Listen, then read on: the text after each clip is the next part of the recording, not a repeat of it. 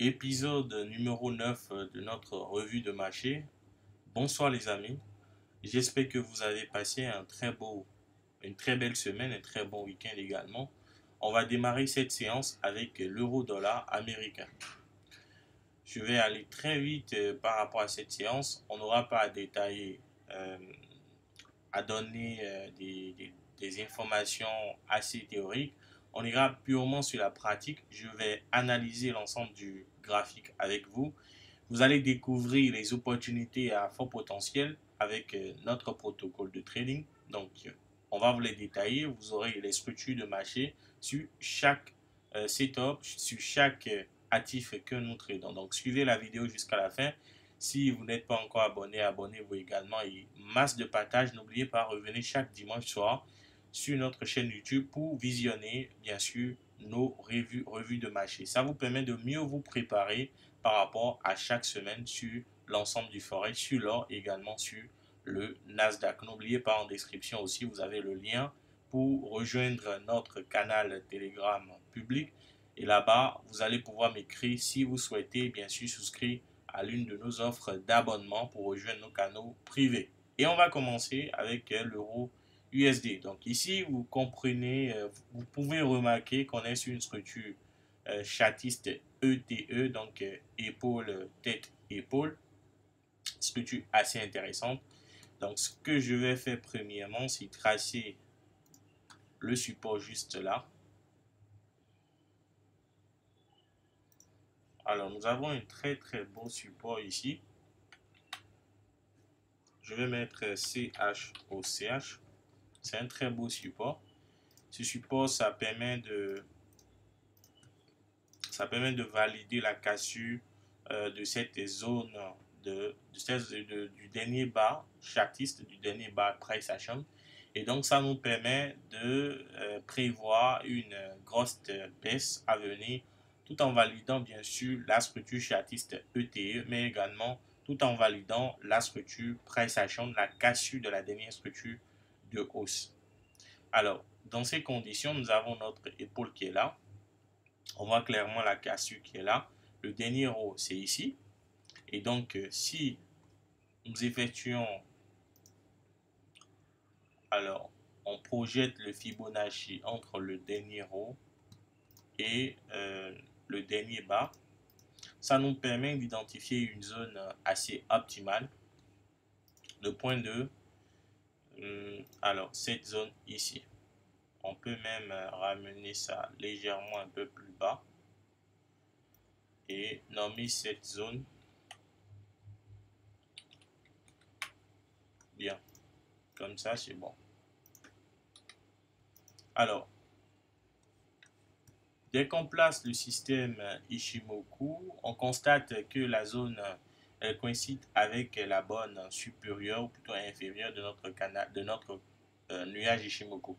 En termes de prévision, il est très facile de prévoir une extension haussière vers cette résistance-là avant la baisse attendue. Voilà. Donc la baisse, elle pourrait revenir totalement sur le support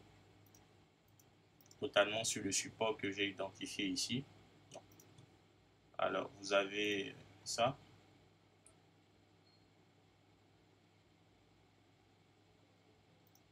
Voilà. Donc la baisse, elle peut revenir totalement là. Assez intéressante, n'est-ce pas?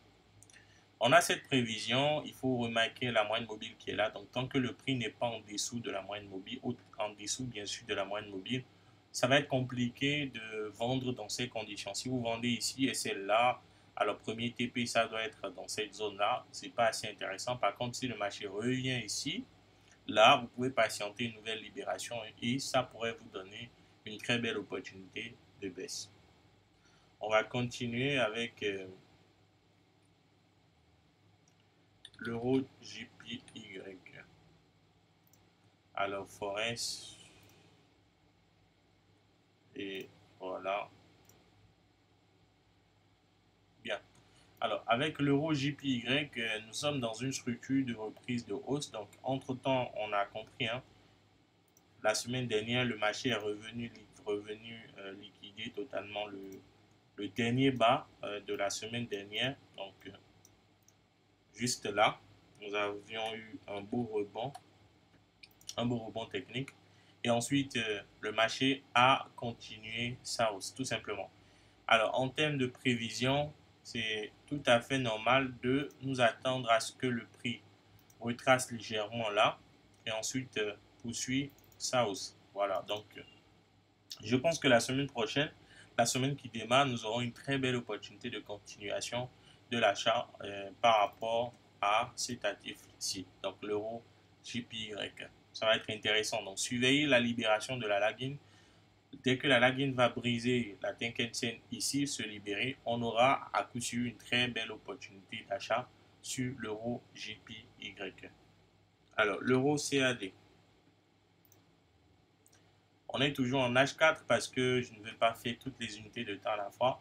Ceux qui viennent dans nos canaux privés, nos clients, auront accès bien sûr à l'ensemble des setups, donc tous les niveaux de validation, toutes les confirmations, les zones les plus intéressantes, que ce soit du journalier, du H4 ou plutôt du H2 et même les zones en intraday, ces zones-là qui vont nous permettre de mieux structurer la convergence, de mieux conclure sur une convergence, une double convergence ou une triple convergence. En tout cas, nos clients en privé, dans nos canaux privés, vont avoir ces informations. Donc, et également, s'il y a des opportunités d'entrée, nous allons leur donner ces opportunités avec les entrées qu'il faut afin qu'ils profitent pleinement en caisse des profits, comme il se doit.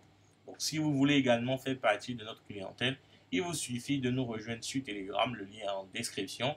Vous allez m'écrire directement et là, vous allez pouvoir souscrire à l'une de nos offres. Nous avons deux offres. Il y a une offre trimestrielle, bien sûr, et une offre annuelle. Vous avez une offre trimestrielle et une offre annuelle. Aussi simple que ça. C'est deux offres, une offre trimestrielle et une offre annuelle. Et ça vous permet d'avoir accès à tous nos canaux privés. Donc, il n'y a pas de restriction. Hein. Il n'y a pas du tout de restriction. Vous aurez accès aux signaux sur l'or, sur le Forex également, et également sur le Nasdaq. On continue avec l'euro-dollar canadien. On est également dans une structure assez similaire par rapport à ce qui se passe sur l'euro USD. Donc, vous avez une forme d'épaule tête-épaule ici également. Vous avez une forme d'épaule tête-épaule là. On est plutôt baissier. On est plutôt baissier. Le marché retrace, enfin, vous avez une sorte d'accumulation. Vous avez une sorte d'accumulation. Vous avez également un support. Donc, on peut identifier cette zone comme une zone de fair value gap. Voilà. Donc, une zone de fair value gap, puisque vous avez une très forte accumulation. On va pas seulement tenir compte de ce temps de bloc là pour préparer ce qui pourrait se passer éventuellement sur le marché. Donc, c'est pourquoi je pense qu'il faut préparer deux prévisions de résistance ici. Donc, vous avez cette résistance là et vous avez également celle-ci. Voilà, ça vous permet d'optimiser la zone. Ça vous permet d'optimiser la zone éventuelle où le marché pourrait bien sûr vous offrir un rejet consistant. En termes de prévision, donc, vous avez une première prévision de baisse. Donc, dès que le prix rentre dans cette zone-là, on passe vendeur. Voilà, ça va être intéressant. Ça va être l'opportunité la plus intéressante dans ces cas. Mais non, il ne faut pas oublier le fait que l'euro CAD est dans une structure très haussière sur les unités de temps, je pense. Alors, je vais essayer de voir rapidement. Il faut que je vérifie quelque chose. Voilà, donc, on reprend en journalier. Je pense qu'on est bien sûr dans une structure de hausse. Hein. On est dans une structure de hausse assez importante. Voilà. Donc, allez chercher une baisse, ce n'est que de la correction. C'est pourquoi même quand le marché viendra ici, c'est seulement ceux qui font le price action qui vont vendre. Nous allons prendre cela comme un premier point de validation, patienter que le prix revienne se libérer à la baisse sous le nuage Ishimoku. Et c'est dans ces conditions-là que nous allons suivre simplement la nouvelle tendance. Aussi simple. Nous n'allons pas simplement vendre ici. On ne peut pas vendre là. On va patienter, dans notre cas, pour que le marché revienne sous le nuage Ishimoku. Et c'est dans ces conditions que nous allons vendre. Voilà. Donc après vous n'avez pas seulement une prévision de baisse, vous avez également une prévision de hausse. Donc, il ne faut pas oublier que vous êtes dans une accumulation et à tout moment, vous pouvez avoir ceci. C'est pourquoi, même si nous avons un épaule tête-épaule, j'ai à cœur d'identifier cette zone-là. Donc, cette zone-là. Ce qui serait assez intéressant, c'est déjà de commencer par acheter ici, si vous faites seulement le price action. Mais non, si vous faites du chatisme uniquement, acheter ici serait déjà très intéressant.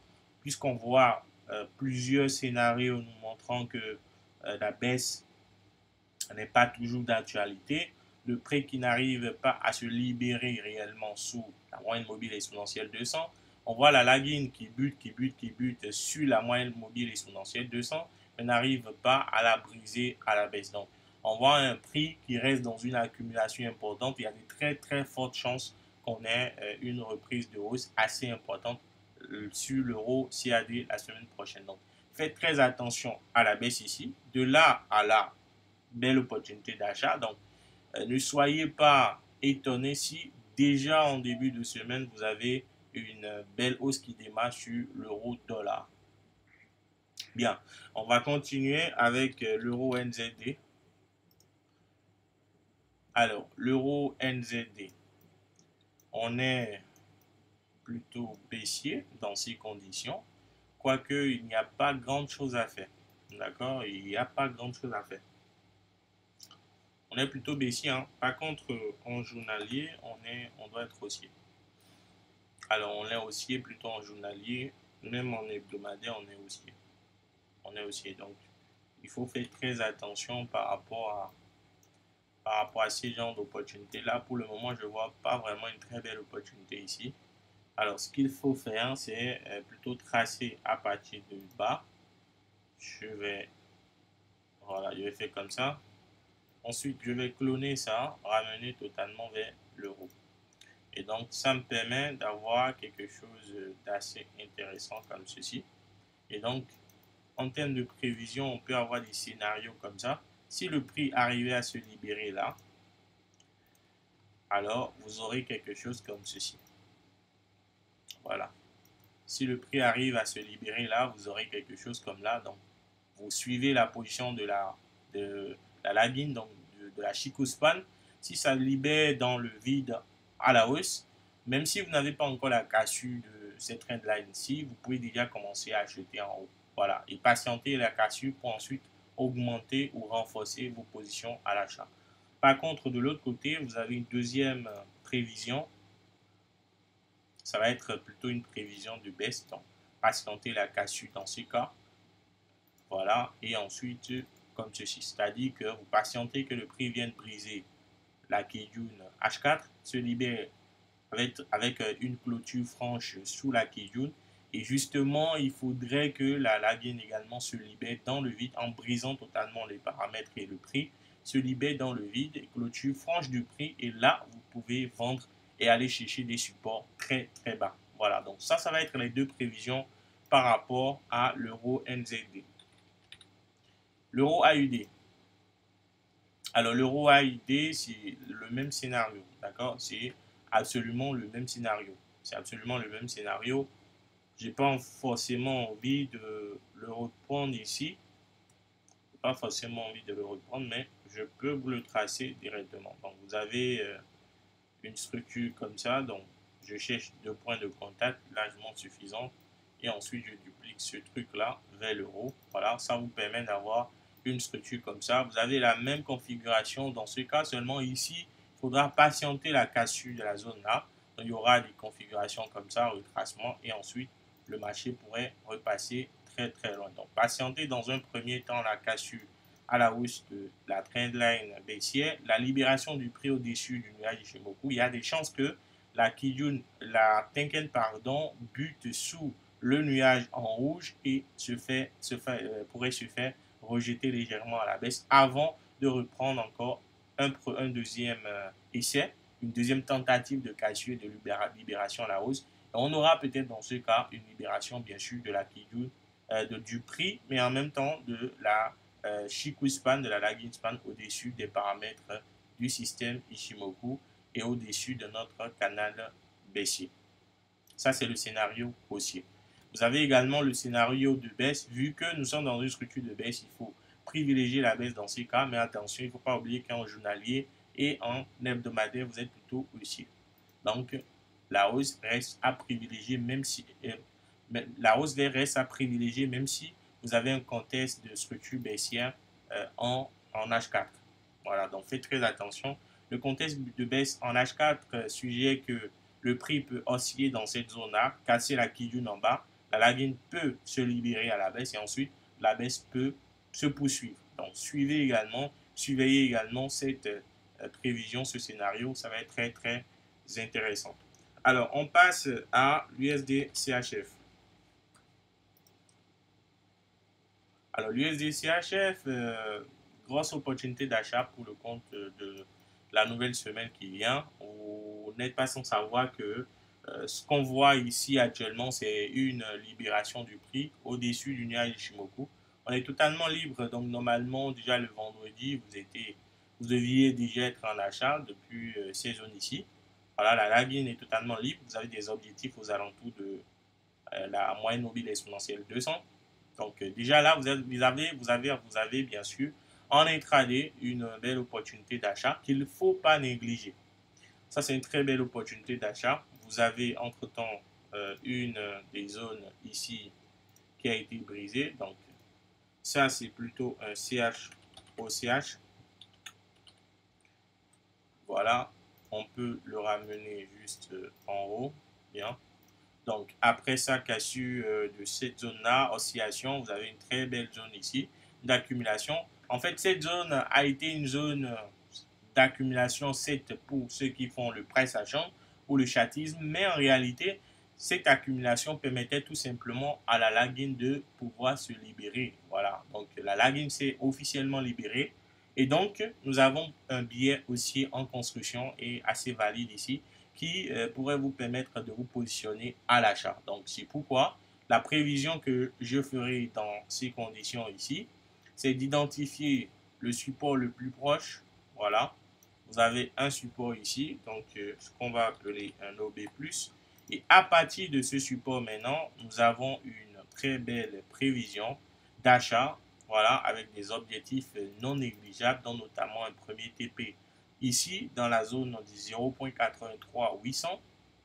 Voilà, un environ de environ 80 pips à partir du support des 0.83. Voilà. Ça, il faut absolument, si le prix vient ici, si vous prenez la position ici et que le prix arrive sous la moyenne mobile exponentielle 200, important d'encaisser une bonne partie parce que vous ne savez pas si le marché va être rejeté. Il ne faut pas oublier qu'en journalier, le marché reste baissier sur l'USD CHF. Donc la baisse reste à privilégier, même si nous avons un contexte de reprise de hausse qui est en construction.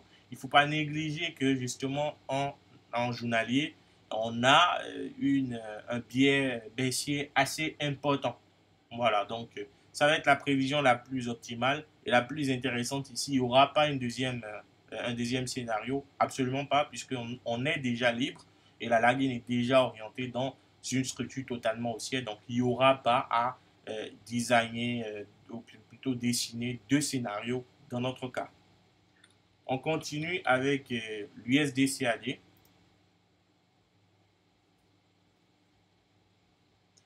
Alors, l'USD-CAD, je pense que c'est la même configuration hein, pratiquement avec l'USD-CHF. Juste que la différence ici, c'est que vous avez une configuration comme ça. Donc, vous avez une sorte de triangle. Hein, une sorte de triangle, voilà, vous avez une sorte de triangle qui est juste là. Alors, cette structure-là, c'est une structure plutôt chatiste. C'est un triangle assez important. Après une très longue série de baisses, alors le marché s'est libéré, le prix s'est libéré au-dessus des paramètres ici.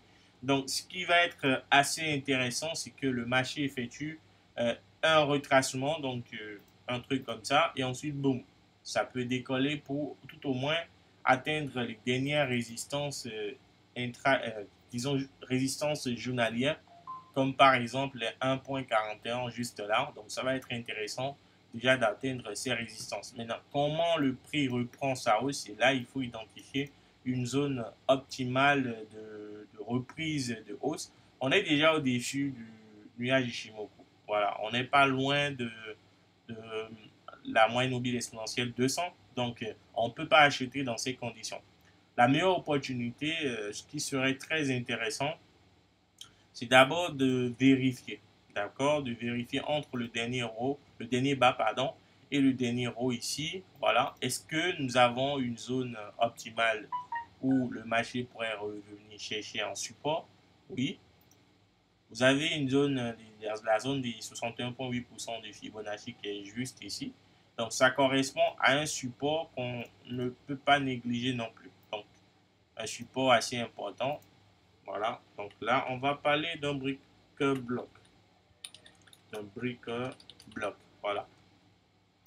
Et ça, c'est une zone importante qui non seulement permet de prévoir une reprise de hausse, mais en même temps, c'est une zone qui permet de confirmer voilà, la possibilité d'un retracement vers ce niveau de support, le niveau des 1.38500. Bien, alors nous continuons avec l'USD JPY. L'USD JPY, c'est un trade sur lequel nous sommes. Nous étions peut-être probablement parce qu'on a été jeté en break-even, je crois bien. Toutefois, nous avons de très belles dynamiques haussières qui se construisent là actuellement. Vous avez une très belle opportunité d'achat en cours qui est juste ici. Donc déjà, on va tracer ça, cette zone-là. Voilà, on va tracer ça. Il faut préciser que ici, c'est la zone du CHOCH. Donc la zone de cassure du dernier haut de la dernière structure haussière.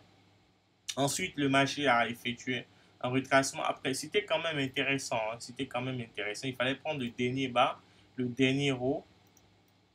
Donc, quand vous projetez comme ça, la précision, en fait, la semaine dernière, ça m'a choqué la précision. Vous voyez les 61,8% de Fibonacci, la précision de ça, vous avez un stop loss à 75 pips au plus, hein, 75 pips ou bien même 70 pips. Voilà, même 60 pips. Un stop à 60 pips là et vous voyez le ratio, c'est terrible. C'est terrible. C'est terrible, c'est très très terrible. Je pense que la semaine dernière, j'ai eu très mal quand je me suis aperçu de ça. Par contre, on a pu rattraper le train en marche en nous positionnant à l'achat, à la cassure de la Kijun en H4. On s'est positionné à l'achat très tôt en agressif, voilà, avec un stop loss à 60, je pense, ou 115, je me souviens pas trop. Je pense que ça doit être un truc de 115. Voilà, un ratio de 3. Voilà, on a un trade comme ça qui est en cours. Donc, vous le savez très bien pour ceux qui sont dans nos canaux privés. Alors, en termes de prévision par rapport à la semaine prochaine, qu'est-ce qu'il faut faire? En termes de prévision, qu'est-ce qu'il faut faire? En termes de prévision, qu'est-ce qu'il faut faire? Vous avez une très belle prévision de continuation de la hausse, bien sûr. Tant qu'on est au-dessus du nuage Ishimoku, là, dans notre cas, nous pouvons acheter. Tant qu'on est au-dessus.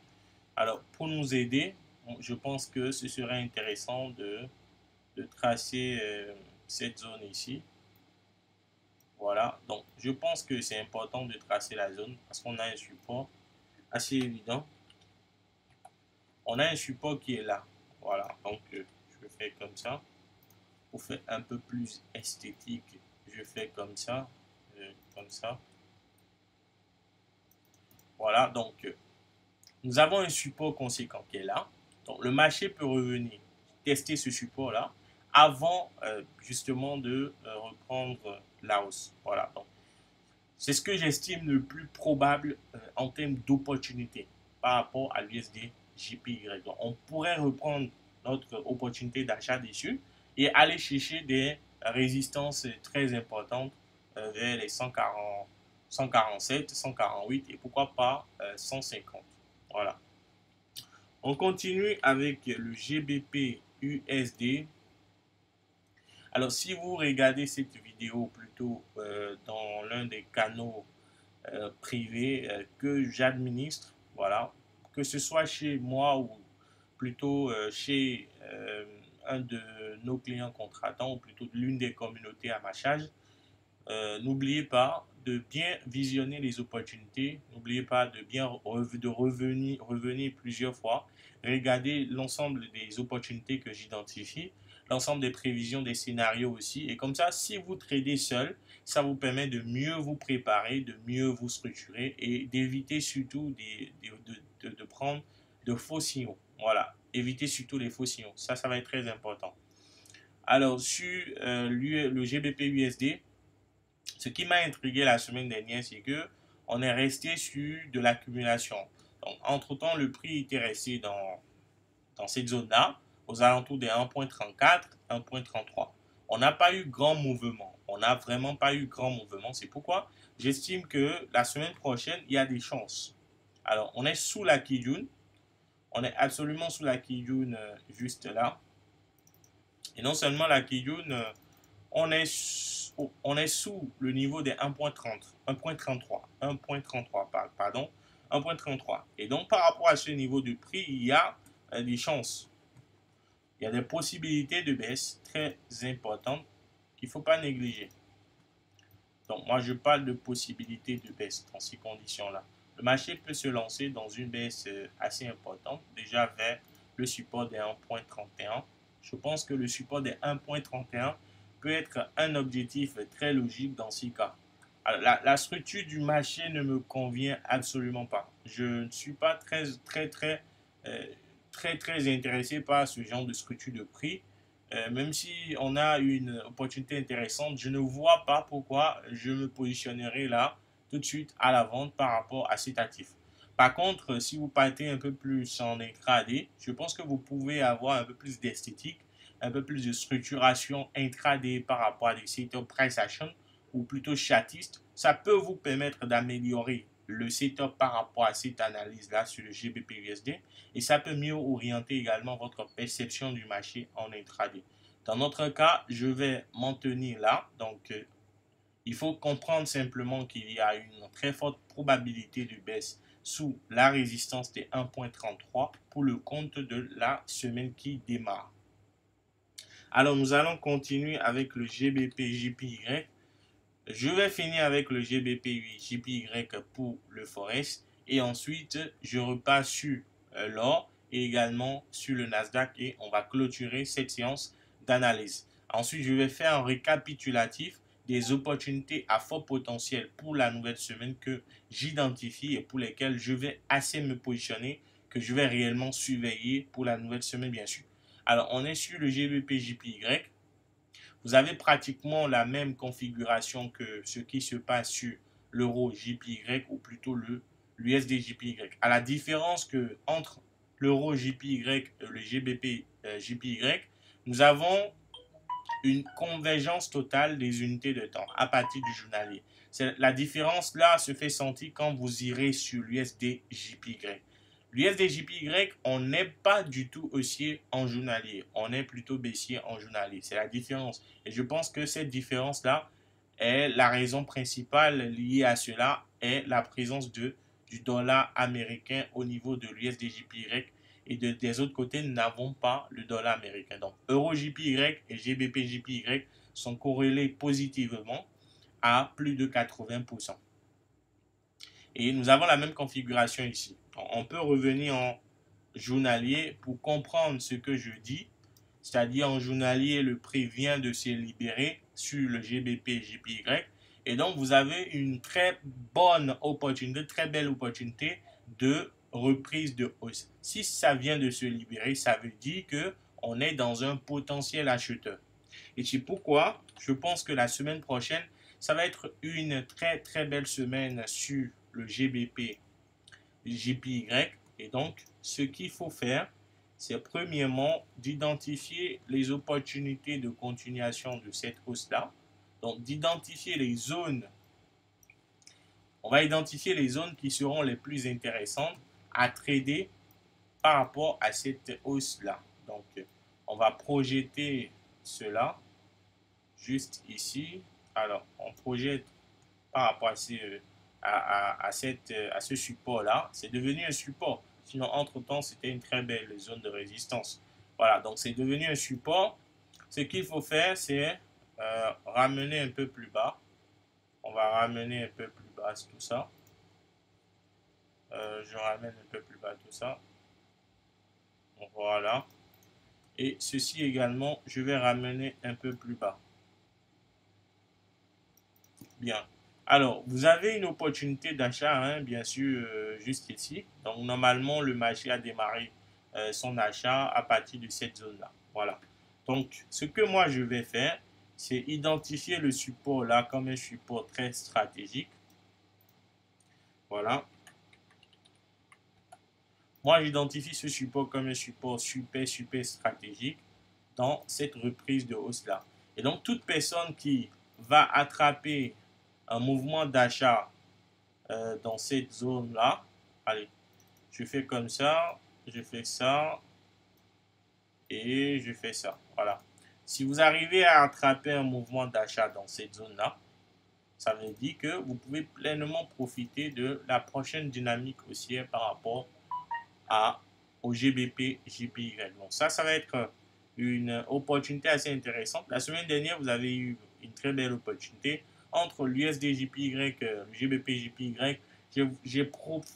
J'ai décidé plutôt d'attaquer l'USD JPY parce qu'on avait un stop loss qui était raisonnable. Ici, quand on voulait s'attaquer, on voulait s'attaquer plutôt au GBP JPY. Le stop loss était assez problématique parce que c'était très gros. On ne pouvait pas vraiment se positionner avec un stop loss très réduit. Donc, il fallait trouver une contrepartie, aller sur un actif plutôt raisonnable en termes de stop. Et c'est pourquoi on a choisi l'USD JPY. Par contre, avec ce que je vois par rapport à cette semaine qui va démarrer, je pense que patienter un retracement sur le support là, ça peut nous permettre d'avoir une entrée assez optimale. Donc, un stop loss légèrement sous la Kijun ne serait pas du tout dérangeant. On aura assez vite raison si le marché rebondit rapidement et nous offre de très très grosses dynamiques haussières. Alors, ISAUUSD. ISAUUSD, USAUUSD, pardon. Voilà. Alors, ISAUUSD, je pense que ça va être ici. Une grande opportunité hein, sur notre or. Vous avez une structure de prix totalement haussière. Vous avez enfin, vous avez quelque chose. Ce qui se passe là, c'est un peu comme ce qui se passe ici, ou comme ce qui se passait de l'autre côté là. Donc, quand le prix essayait de se libérer à la hausse. Donc, ici, nous avons la même configuration. Hein, nous avons absolument la même configuration. Vous avez. Alors, je vais essayer d'agrandir légèrement. Vous avez la même configuration. Vous avez un prix qui est dans une structure totalement haussière. On a des sortes de retracements, baissiers par rapport au niveau précédent, tout simplement. Voilà. Allez, je trace ça correctement pour vous montrer ce qu'il en est. Donc, vous avez une sorte de retracement. Le prix est dans un retracement qui s'est légèrement achevé. Pourquoi je dis achevé? Parce que quand vous prenez le dernier bas et le dernier haut, on voit clairement que les 61,8% ont été testés. Donc, on est clairement dans une reprise de hausse. Par contre, cette reprise de hausse-là n'est pas encore totalement validée puisque vous n'avez pas encore la libération de la Tenken, la libération du prix au-dessus du nuage Ishimoku, au-dessus de la Kijun H4 et également la libération de la Lagin au-dessus des paramètres du système Ishimoku. Il faut que la Lagin se libère au-dessus des paramètres du système Ishimoku et en plus de cela que nous ayons plutôt la libération du prix même au-dessus des paramètres du système Ishimoku, notamment la Kijun. Et en même temps, si le prix peut casser cette trendline là que j'ai identifiée ici, là, nous aurons une très belle opportunité de reprise de hausse. Et là, je pense que vous pouvez vous positionner. De mon côté, je suis déjà en achat depuis cette zone ici, hein. Je suis déjà en achat depuis le rebond. Dès qu'on a eu le rebond du prix sur les 61,8% du Fibonacci, j'ai commencé par acheter l'or. Donc, nous, on va patienter. Bien sûr que le marché nous donne raison parce qu'on reste totalement haussier sur l'or. Donc, il n'y a pas du tout à aller chercher une opportunité de baisse. Non, non, non et non. Donc, on n'est pas dans ce chemin de raisonnement. On ne va pas rester dans ce genre de raisonnement. Il faut aller sur des raisonnements très fondamentaux, mais en même temps des raisonnements très orientés plutôt dans le sens de l'analyse technique approfondie. C'est pourquoi il faut rester haussier tout simplement sur l'or. Voilà, donc ça c'est la configuration que nous avons. Et légèrement ici, vous avez un très gros support. Voilà, donc vous pouvez identifier également ce support-là. Je mets OB ici, plus, voilà, le marché peut revenir ici, hein, et ensuite repartir. Alors attention, vous n'êtes pas obligé d'acheter ici, ça va être trop risqué puisque la ligne serait déjà là. Patientez tout au moins que le prix se libère au-dessus là, et ensuite commencez par acheter à la cassure. Voilà, ça va être un peu agressif, mais Ishimoku serait en train de déjà de vous donner raison avant même que le prix ne vienne briser la trendline baissière que je viens de vous montrer. Alors, vous avez quoi sur l'US Tech? Alors, l'US Tech, voilà. On est en H4. On est en H4 et en journalier, vous avez une structure totalement haussière. Je pense qu'en journalier, vous avez une structure totalement haussière, hein. Allez, je reviens en arrière. Je reviens en arrière. US Tech, bien sûr, US Tech, voilà. Allez, on va rester sur le H4 pour le moment. Comme les marchés sont fermés ici, c'est un peu problématique. Si vous n'avez pas les données de toutes les unités de temps, c'est assez problématique. Par contre, déjà en H4, vous pouvez tracer, ceci. C'est vraiment important de tracer ça parce que vous allez remarquer que la hausse a repris justement sur notre la hausse a repris sur notre Nasdaq depuis un moment déjà.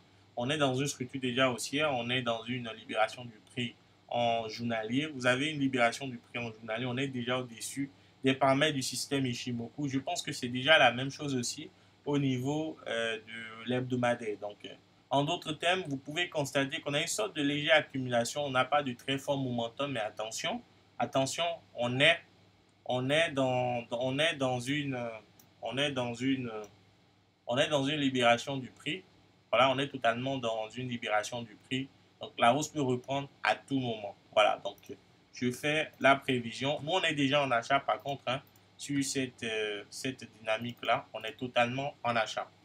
Et donc, je pense que ce sera tout pour cette rubrique d'analyse des marchés. Si vous avez aimé, peu importe d'où vous l'avez vu, likez, partagez au maximum. Et on se dit, les amis, à lundi. Ou plutôt, pour ceux qui sont sur YouTube, on se dit à dimanche prochain pour une nouvelle rubrique d'analyse. Et ceux qui sont sur Telegram, peu importe les canaux dans lesquels vous me suivez, on se dit à demain lundi pour une nouvelle aventure. Et prenez soin de vous surtout. Bye bye.